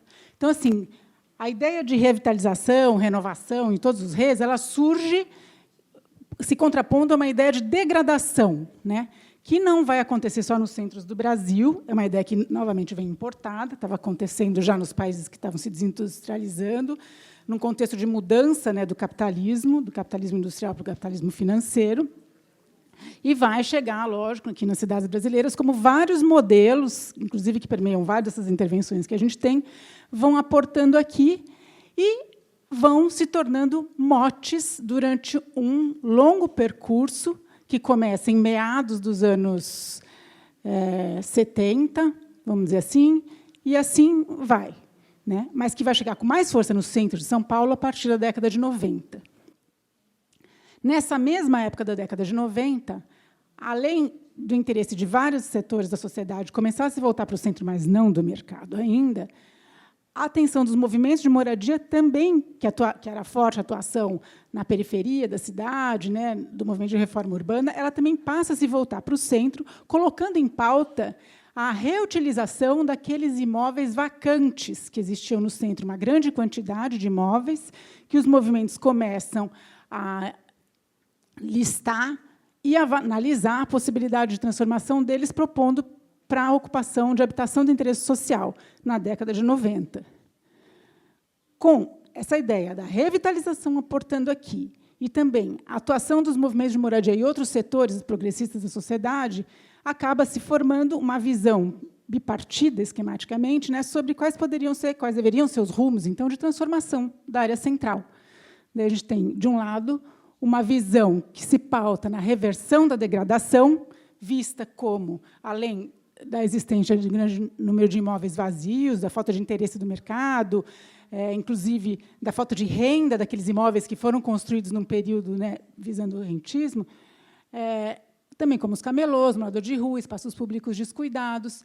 Esses grupos queriam ações radicais de transformação para resgate de um valor simbólico imobiliário perdido, através da alteração de padrões de atividades e frequentadores. E, de um outro lado, é esquemática essa visão, né, gente, porque não dá para ser tão maniqueísta assim, a permanência da população residente, do uso e atividades econômicas existentes, melhoria das condições ambientais de infraestruturas, ocupação dos imóveis vazios por moradias, especialmente as populares. Então, estas visões, elas vão, né, só para a gente ter isso no horizonte, elas vão passar a pautar ações do Estado, do governo estadual e municipal, conforme a interação dos diferentes grupos políticos, né, com as gestões. Por parte do governo, da política pública, então, nós vamos ter, basicamente, 2 blocos então, de intervenções. Isso aqui é um mapa antigo, né, da Operação Urbana Centro, que já não existe mais, né, num momento em que se começavam a colocar a desenhar as EIs 3, né, e ainda tinha outros incentivos sendo colocados também, sempre com o foco de atrair parceiros e investidores. Então, desse bloco, foram criados instrumentos de incentivos urbanísticos, fiscais e regulatórios, e também investimentos diretos do Estado, e depois, mais para frente, concessões e parcerias. E, num outro bloco, algumas intervenções visando a provisão de habitação de interesse social. Então, aqui, só para dar uma ideia, né? Então, instrumentos de incentivos urbanísticos, fiscais e regulatórios, que começam lá no início da década de 90 e perpetuam, né? Depois, uma outra modalidade das grandes intervenções, né? Aqui, uma época que foram as grandes intervenções culturais, que eu chamei de urbano-culturais, né, no meu mestrado, e aqui a gente começa a ver os motes que vão acompanhar essas intervenções. Então, a intervenção urbano-cultural, que começa a acontecer desde a década desde 98 e vai para frente também, que tinha como mote usar a cultura como instrumento de revitalização do centro e como instrumento de transformação social. Aqui era a cultura, as âncoras culturais. Não vou me aprofundar, quem tiver interesse em aprofundar nisso, tem uma literatura, né, sobre ela. Depois, num outro momento, né, dos poucos que tiveram, que incluíram a realidade existente do centro em termos de renda, né, faixa de renda e perfil social, foram criados alguns programas que incluíam a produção de habitação social no centro pelo Estado. Então, a gente teve PAC-BID do governo do Estado, Par Reforma, Morar no Centro, que duraram, quando duraram pouco tempo, atenderam parte da demanda, mas não toda, mas colocaram em pauta a requalificação desses edifícios e uma metodologia, né, que não era acreditada pelo mercado ainda, embora fossem empresas privadas que tinham que fazer as reformas. Num momento seguinte, não deram certo as âncoras culturais para gerar nenhuma modificação naquela região norte e leste do centro. Lança-se uma nova frente, então, de intervenção, né, para lidar com uma característica bastante forte, peculiar também do centro, que é a questão fundiária, né? Para driblar a dificuldade de desapropriação dos terrenos, a prefeitura quer fazer revitalização da área por um modelo ainda inédito no Brasil, chamado de concessão urbanística. Aí tenta-se criar, então, um instrumento jurídico para tentar liberar, né, a questão da propriedade do centro e, quem sabe, atrair esses investidores interessados que ainda não se interessaram para o centro, nem por operação urbana, nem por instrumentos de incentivo, nem em gerar transformações naturais em torno dos equipamentos culturais. Então, uma atacada forte, né, que foi muito criticada por juristas também, além de nós urbanistas, né, que tinha baseado, né, por trás estou falando aqui dos discursos, dos motes, né, mas que tinha por trás uma ideia, uma operação de criminalização da pobreza, lembrando que a Cracolândia é a região da Santa Ifigênia, no centro, né? Foi um nome criado, foi uma alcunha criada nesse processo, acho que o Guido até chegou a mencionar, de desvalorização, né, de uma região da cidade, porque a Cracolândia ela era uma rua. Hoje em dia, ela é uma região, né? Como é que isso foi acontecendo ao longo do tempo? Quais os caminhos que isso aconteceu? A se investigar. E aí, aqui, o Mazeis, nesta região da Cracolândia, fortemente criminalizada, né, pela prefeitura, na época, que, inclusive, era o André Matarazzo, que era um dos secretários da prefeitura, e que falava que isso era o câncer do centro, né, o cancro do centro, a associação a uma doença, né, na região central, o que aparecia na mídia, né, e fortalecia essa ideia de degradação do centro. Nós estamos falando já dos anos 2000. E aí, a apresentação da possibilidade de transformação desses espaços públicos, né, da remodelação, conectando aí símbolos culturais e capital empresarial, para, de novo, atrair, através, inclusive, de instrumento jurídico, porque tinha a lei de incentivos seletivos, novas atividades, novos empreendedores para essa região. De novo, não aconteceu. Essa imagem aqui não se viu. No momento seguinte, um novo mote aparece, então, né, reinventando essas formas de intervenção, e a Secultura, novamente, né, lembra-se que é a antiga rodoviária, ela foi demolida para ceder espaço para a central de dança, para o Instituto da Dança do Serra, ainda, que foi muito polêmica, né, foi um concurso muito polêmico, que foi levado... Oi? Não foi concurso, né? Foi para o Demeron, né? Foi direto para eles, não teve concurso. Acho que a polêmica foi essa, né? Que não teve um concurso, inclusive entre arquitetos brasileiros, mas chamaram estrelas, né, da arquitetura internacional para colocar de vez aqui uma marca, né, um símbolo de transformação, assim como vinha acontecendo em outras cidades, já desde a década de 90 do mundo, né?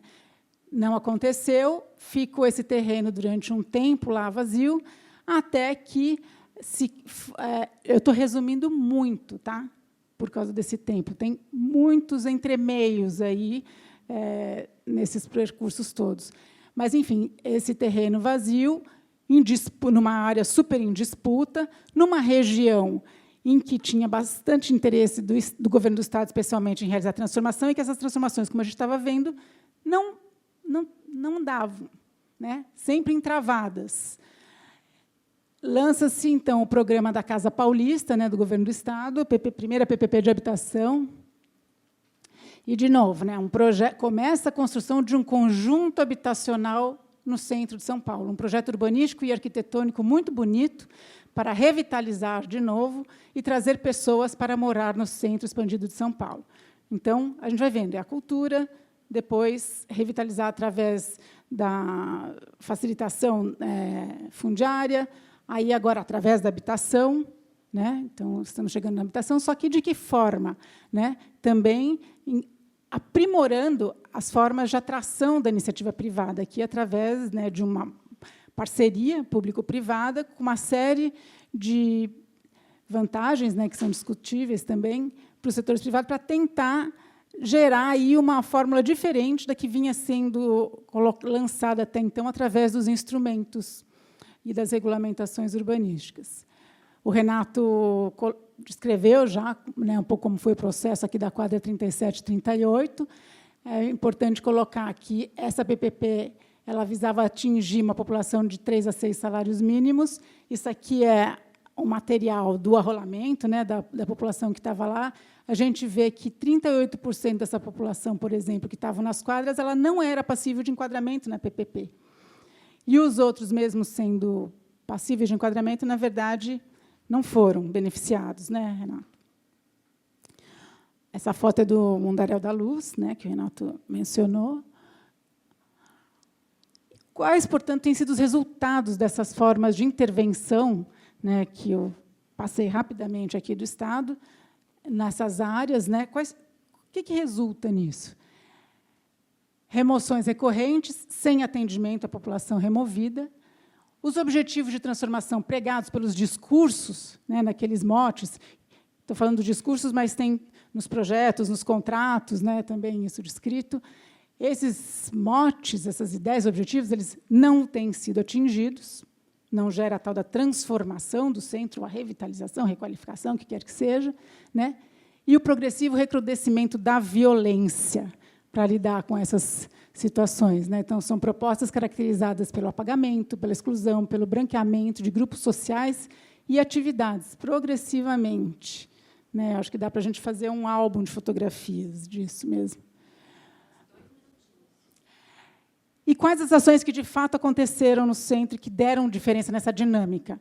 Primeiro, a chegada das secretarias, dos órgãos de governo, né, de novos serviços e atividades, e também, acho que caiu fora aqui, a linha amarela do metrô. Acho que isso é uma outra coisa para se debater também depois. E a ocupação do centro? O que tem acontecido em relação à ocupação do centro, né? Porque um dos motivos que levou à ideia de revitalização era o decréscimo da população, né? Olha, de 91 para 2000. Em 2010, a gente viu que começou a crescer e agora volta a cair em vários distritos. Mas onde aumentou? Na República e no Cambuci. No Cambuci, devido a uma forte presença do mercado imobiliário que está acontecendo lá, inclusive de um dos empreendimentos de HIS que foi mostrado aqui na apresentação hoje, e na República, por conta de do setor que eu chamo de setor sudoeste do centro, né, que é onde a gente começa a ver esse progressivo interesse do setor imobiliário em função de uma série de eventos que acontece também nos anos 2000, né, em relação à abertura do capital na Bolsa das empreendedoras, né, diminuição de estoque, enfim, uma série de coisas que não vai dar tempo de colocar tudo aqui. E, no momento seguinte, também, essa apropriação do mercado de uma ideia que foi colocada justamente pelos movimentos de moradia, de requalificação dos imóveis, e que, a partir do momento em que o Estado apoia, né, de fato, para que isso aconteça através de uma regulamentação, a gente vê isso, né? A prefeitura autoriza um retrofit a cada 18 dias no centro de São Paulo. Eu não tenho dados aqui, não sei se foi apresentado ontem, de fato, quantos já foram realizados ou quantos têm sido realizados, e nem um mapeamento deles, mas eu presumo que seja a maioria nesse setor sudoeste do centro, que tem um impacto já do que acontece, lembrando Flávio Vilaça, quando ele fala tudo, tem esse impacto do setor sudoeste. O nosso calcanhar de Aquiles, né, quando a gente olha, então, aqui o mapa do centro, é essa permanência das ocupações que, de forma de pressão temporária, acabaram se tornando alternativa de moradia no centro, né, a longo prazo, para uma população resistente e que continua esperando, né, uma política pública que inclua a requalificação desses edifícios. Aqui, né, a mudança, né, do novo instrumento agora do PIO, ali eu não me detalhei, mas o Requalifica, o PIO e o Triângulo são geridos, né, por esse comitê intersecretarial, todos pelo centro. Quer dizer, tudo dando a impressão que, nossa, agora a gente vai ter um plano mais completo, né, que abarque realmente as idiosincrasias do centro da cidade, que olhe isso de uma forma mais tranquila. E aí a gente vê, mais uma vez, um novo mote sendo reinventado, né, com essa situação aqui. E quais são, então, os desafios que a gente tem para lidar, né, para pensar, de fato, um centro da cidade, ou centro da cidade, estou falando de São Paulo, basicamente, mas a gente está fazendo uma pesquisa que também articula com outros centros, né? Quais são os desafios que a gente tem para encarar, né, para se pensar uma política, para propor uma política diferente para o centro, e como que a gente pode fazer para entrar pelas lacunas possíveis para colocar, né? A gente tem uma situação do comportamento dos proprietários, né? Teve a Ana Caixa, estava aqui agora há pouco, ela fez uma tese mostrando isso, um comportamento especulativo, né, também oscilante. A faixa de renda de boa parte da população residente, média baixa e baixa, não é atendida pelo mercado. A concorrência entre os novos empreendedores de reforma com o poder público, com os movimentos de moradia pelos edifícios em melhores condições para serem requalificados. Os instrumentos ligados à função social da propriedade são poucos explorados e, portanto, né, neste megaterritório em disputa, o atendimento das populações de baixa renda depende das forças políticas que defendem sua permanência no centro. Eu já não acho que é através... Lógico que eu acho que é a presença do Estado. Eu sou desse ponto de vista. Mas a presença do Estado, igual o Vilaça falava, é interessante. O Estado ele não paira acima de nós, né? Ele é uma estrutura da sociedade. Então, não é depositar a expectativa de que um dia vai acontecer. Eu acho que é através disso tudo que a gente faz mesmo, né? E de uma árdua e cansativa luta contínua, né, para que esse Estado, né, atue a favor, né, de uma população que tem... A gente pensar o que é desigualdade. A desigualdade ela é espacial, econômica e política, né? Então, como que vai se fortalecendo isso de modo que o lado que tenha mais força para impactar a política pública seja esse que é o concreto, o real, né, de boa parte do centro da cidade. Obrigada, desculpa.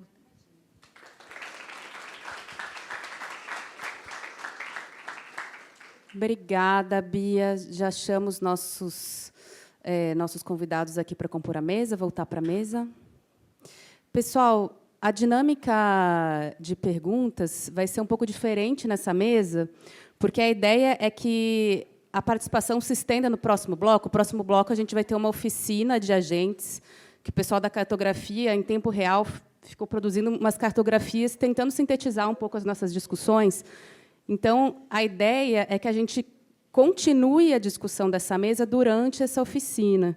Então, por isso, a dinâmica vai ser um pouco diferente. A gente vai abrir para 3 perguntas só, mas que elas vão continuar depois na próxima, tá? Então, e para depois... Então, a gente vai abrir para 3 perguntas e depois passamos para a mesa. E aí já queria convidar vocês para ficar também, quem puder, na oficina de agentes, que a gente vai continuar esse debate da mesa. Então, a Lu está inscrito. E aí vou pedir para ser objetivo, porque a gente está com um tempinho contado. Objetivo. Queria dialogar com o Guido. Primeiro, parabenizar todas as apresentações. Você trouxe essa provocação, né, do para-estatal, tal, e a coisa da Cracolândia. É um tema que eu estou acompanhando desde 2017, junto com o Renato, a turma do Labicidade, com o Tica também. Queria, mais do que fazer uma pergunta, concordar com a sua tese. Acho que o Estado também aprende com as nossas formas de resistência. E hoje o que acontece nesse território na minha leitura, a formação de um movimento popular para a revitalização do centro, né? Então, quando você espalha a Cracolândia, sabendo que isso não resolve, porque a gente sabe há décadas que isso não resolve, isso é óbvio que tem outros objetivos, né? Então, além de você, por exemplo, trazer os comerciantes da Santa Efigênia para uma frente a favor desses projetos, você tem também a formação de vários grupos populares ali no território, com moradores e comerciantes, que estão apoiando ferrenhamente, principalmente o governo Tarcísio hoje. Então, teve, por exemplo, uma última reunião na Igreja Batista do território, estava lotada, e não é uma classe média alta, tá, gente? É uma classe média bem popular, mas muito organizada e apoiando o projeto do polo administrativo, né? Então, ao meu ver, esse tipo de política tem, na estratégia do conflito, uma tentativa muito clara aí de, vamos dizer assim, construir um apoio popular a esses projetos de destruição. Isso, obviamente, também estão associados a uma economia da internação compulsória, uma economia das comunidades terapêuticas, né? Então, estão se juntando aí várias possibilidades de extração de renda da forma mais perversa possível, né? Inclusive, eu e o Tica, a gente escreveu um artigo que vai agora para o dossiê do Caderno das Metrópoles, que está discutindo justamente essa questão. Depois a gente pode compartilhar contigo, se tiver interesse. Vou pedir para o pessoal se apresentar, que às vezes a gente esquece. Esse foi o Aloísio, pesquisador, coordenador do Labcidade. Vou passar para você, depois você. Boa tarde. Eu gostaria de saber, porque a construção civil foi a única que não parou na pandemia, a todo vapor e tudo, né? E eu queria saber o que essa cidade vai fazer com a população em situação de rua. Porque eu estou vendo, sim, para o empresário, para o investidor, para o político, e tudo tem o seu lugar, né? E nós, população de rua, onde se encaixa nisso? Quais são? A Cracolândia, para onde vai, né? O que vocês estão pensando em portas de saída para a nossa sociedade vulnerável? Desculpa, eu não vi se você se apresentou. Você é a Roseli? Eu sou Roseli Kramer, eu sou do Comitê Pop Rua, do Fórum, e sou uma ativista pelos direitos humanos fundamentais. Obrigada, Roseli. Obrigada, mesa excelente, muita vontade de conversar. Mas eu quero fazer um comentário, na verdade. Vocês mostraram, eu acho, um processo de transformação urbana que está acontecendo fragmentado. Então, a concessão do Anhangabaú é uma coisa que está acontecendo. A ZEIS, no centro, como uma frente imobiliária que povoa, né? Ou seja, a estratégia não foi um plano, mas o instrumento na sua articulação com o mercado, né? Mas muitos, e acho que a tônica geral os instrumentos não são suficientes. O mercado se apropriou, precisa ter uma força, né? E aqui a gente está entrando no segundo dia de seminário, e eu ontem e hoje nessa mesa me fez pensar isso. É muito difícil fazer uma força contrária a um urbanismo que é feito aos fragmentos, que demole uma quadra, que faz um não sei o quê, que faz um hospital. Como é que você mobiliza, né, uma força? E essa fragmentação ela também vai atendendo a movimentos que eram resistência, né? Queria ouvir de vocês um pouco isso, porque eu não estou vendo essa resistência. E até porque é muito difícil resistir contra a PPP habitacional, que, em tese, é uma solução, né? Resistir contra... Enfim, a gente resistir contra o quê? A fala mais forte, acho que foi mesmo Pop Rua, nesses 2 dias aqui, né? Que a Pop Rua está com o seu corpo resistindo, né? É isso que a gente está vendo de força motora contrária a esses processos. E como é que a gente se perdeu nesse meio caminho? Ou é a fragmentação aí que nos dividiu e fragmentou? Olha, não resisti. Mas, na complementação da Paula, 1 segundo. Me parece, e quando a gente vê a apresentação das ZEIS, né, que foi feita, que, na verdade, as ZEIS se reduziram a empreendimento em ZEIS. E não só as ZEIS, toda a política ela é absolutamente capturada pela linguagem imobiliária. Mas a linguagem imobiliária é a linguagem do plano diretor. Então, não vejo a questão como a armadilha de que não fizemos conteúdo para os instrumentos do plano diretor. Não, a armadilha é o próprio plano diretor e a forma de pensar a cidade produzido por esse. Obrigada. Gente, então vou passar para a mesa. Imagino que vocês tenham também reflexões entre vocês que emergiram. Pedir igualmente, a gente tem 15 minutos para terminar esse bloco, porque a gente está já invadindo um pedaço da oficina que o pessoal da cartografia gentilmente cedeu um espaço para a gente invadir. Então, vou pedir aqui para vocês aí esse desafio de tentar fazer um fechamento a partir das provocações. Guido. Obrigado. Bem rápido, respondendo, não acho que o Luísio falou tudo, mas um pouco essa reflexão da Cracolândia vem um pouco de ver um pouco as suas pesquisas, e eu comecei a preparar para o doutorado falando do Anhangabaú, e aí comecei a olhar para também a questão do cercamento, da vigilância, daí comecei a achar aí que está pegando o urbanismo mesmo, assim, nesse avesso do urbanismo, ou sendo de fato a cara de frente do urbanismo, né? É o coração, né, que o Renato falou.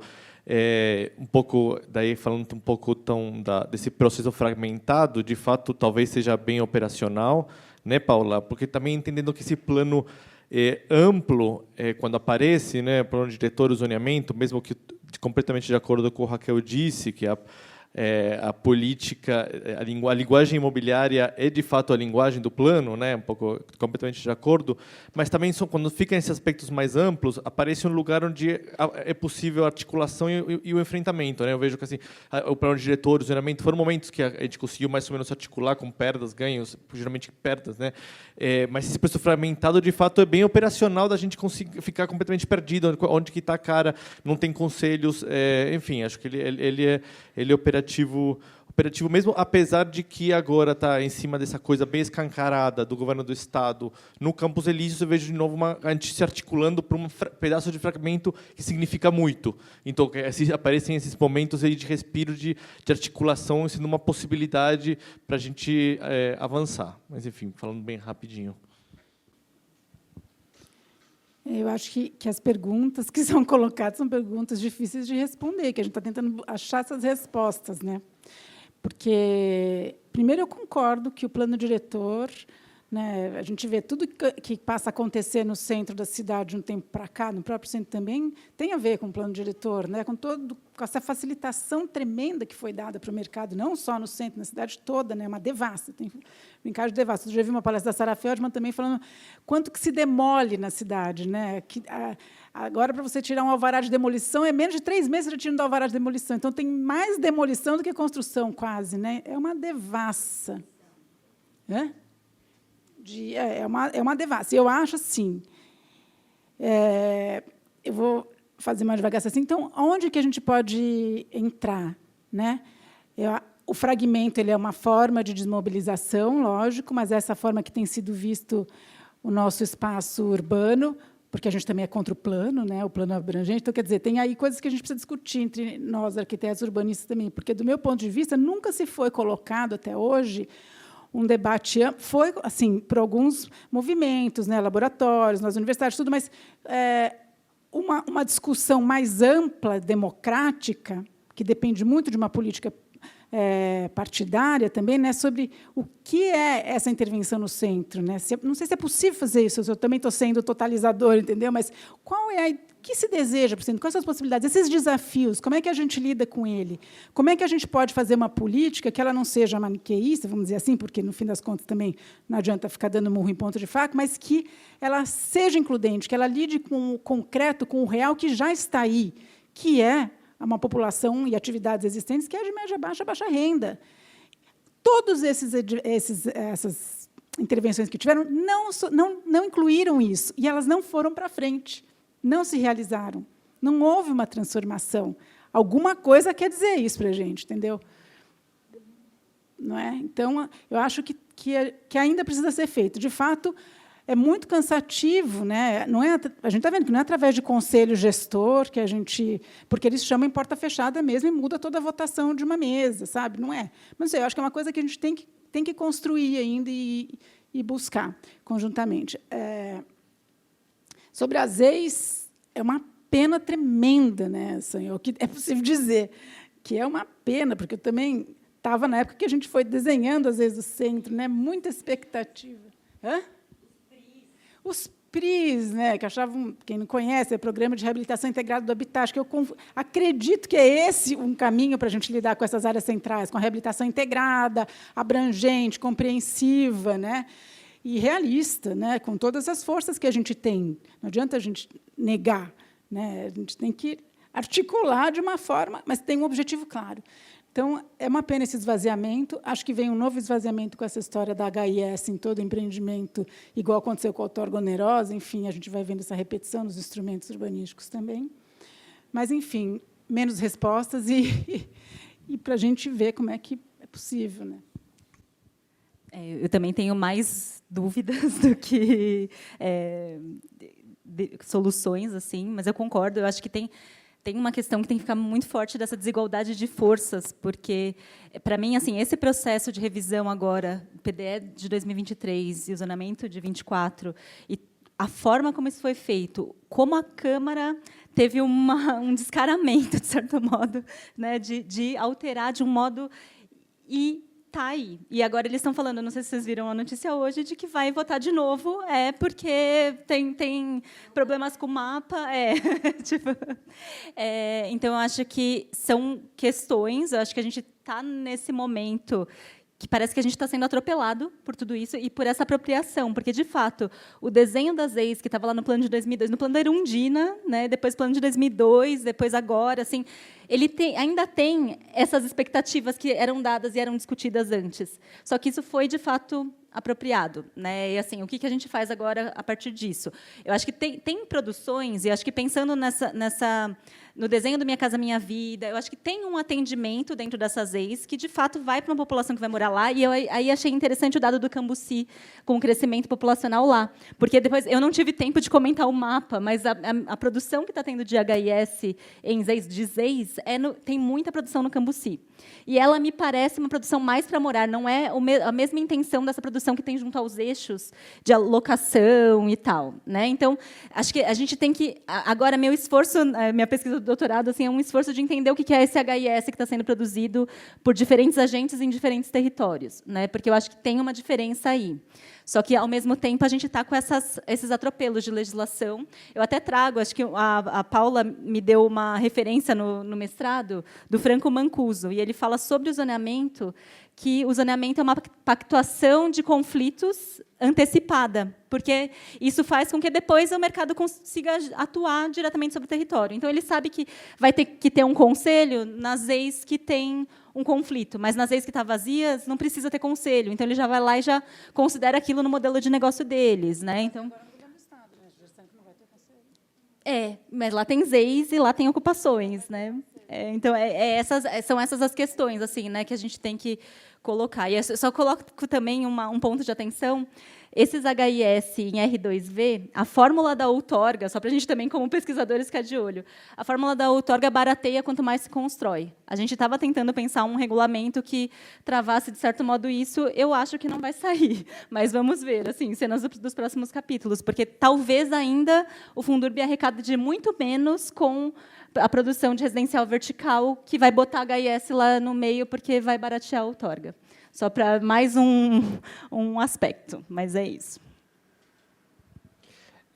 As perguntas são difíceis mesmo, né? São perguntas e provocações, né? Eu acho que não era tanto perguntas, são provocações e dilemas políticos que estão postos, né? Respondendo, começando pela Roseli, né? Ontem a Kelsene fez uma fala muito boa mostrando a relação do aumento da população em situação de rua com todos esses processos de destruição e remoção que a gente está vendo, né? E como a gente não fala e olha para isso, né?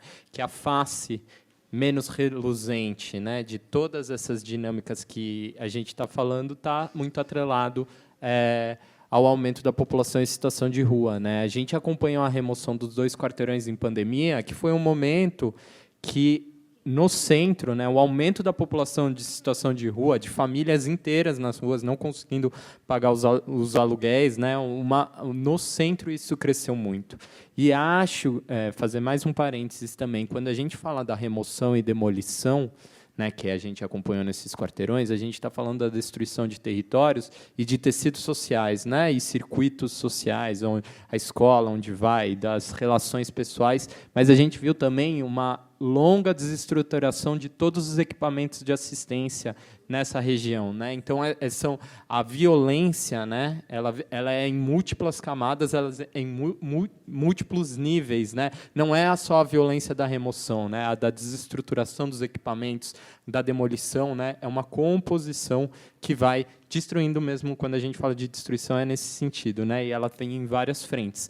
Eu acho que fora o aumento da população em situação de rua em pandemia, o que a gente observou, pelo menos, né, no centro, eu acompanhando essas remoções, foi o fortalecimento de ocupações, e não só de ocupações de movimentos de moradia, ocupações, às vezes, em condições muito precárias, mas era um momento, na pandemia, que não tinha nenhuma alternativa, nenhuma política pública, só a remoção e a violência, e a gente viu que, de alguma forma, ocupações, e algumas até ocupações super precárias, acabaram virando, de alguma forma, um anteparo de proteção a essas violências que estavam dando, né? E daí eu vou tentar dar um pulo para a questão juntada da Paula e do Aloísio, que é a questão da fragmentação e da adesão. Vou tentar juntar isso tudo, porque eu acho que, assim, né, de alguma forma, a Bia mostra na apresentação dela e nas pesquisas dela há muito tempo a transformação desse território, né, com os equipamentos culturais, essa pegada. E o que a gente vê acontecendo agora é a transformação da aposta, não é mais só pelos equipamentos culturais, mas é pela habitação. Então, uma transformação do perfil das pessoas que moram, né? E daí é um pouco dessa adesão popular que o Aloísio trouxe, mas eu traria mais uma adesão que é mega complicada e difícil do ponto de vista político, porque quando a Paula fala da fragmentação, a gente vê a fragmentação e a adesão dentro das próprias famílias removidas e ameaçadas, né? O cadastro foi aquele momento de enorme tensão, porque as pessoas querem ser cadastradas, porque, obviamente, elas querem acessar um produto que seja qual, via PPP, não importa, pode entrar, não importa, elas querem ter a casa própria. E, no limite, elas querem ter o auxílio aluguel, porque nós estamos falando de uma pandemia onde as pessoas perderam o emprego e nós estamos falando de R$400. Então, isso coloca uma delicadeza e uma dificuldade política muito grande, porque a gente também não pode... a gente critica, mas também não pode falar para as pessoas que não pode aceitar R$400 por mês quando não tem nada, quando o Estado não está dando absolutamente nada a não ser violência. Então, para terminar, e tentando responder um pouco da fragmentação da resistência, eu acho que os nossos movimentos eles têm que ser em defesa da vida, num momento de brutalidade que a gente está passando, né? E de fortalecer... o que existe na contraposição desses projetos que são de apagamento. Eu acho que a mesa de hoje é muito importante nesse sentido, porque é de destruição e apagamento. Então, a gente tem que fortalecer as iniciativas e aquilo que existe, né? Não para ser terra arrasada, né? O Nelson ontem provocou falando que o povo tem que ser escutado, né? E eu acho que esse seminário pode servir nesse sentido, né? Da gente fortalecer as iniciativas, as formas de morar, as formas de existir que estão ameaçadas, né? Fortalecê-las para fazer que essas formas permaneçam, possam ser escutadas e se contrapor a essa força avassaladora do apagamento que está vindo, né? Porque não é para revitalizar nada, é fazer... Obviamente, queremos recursos e políticas públicas para melhorar, para permanecer e viver com dignidade. Acho que tem que ser um pouco essa nossa linha, um pouco assim. Gente, muito obrigada.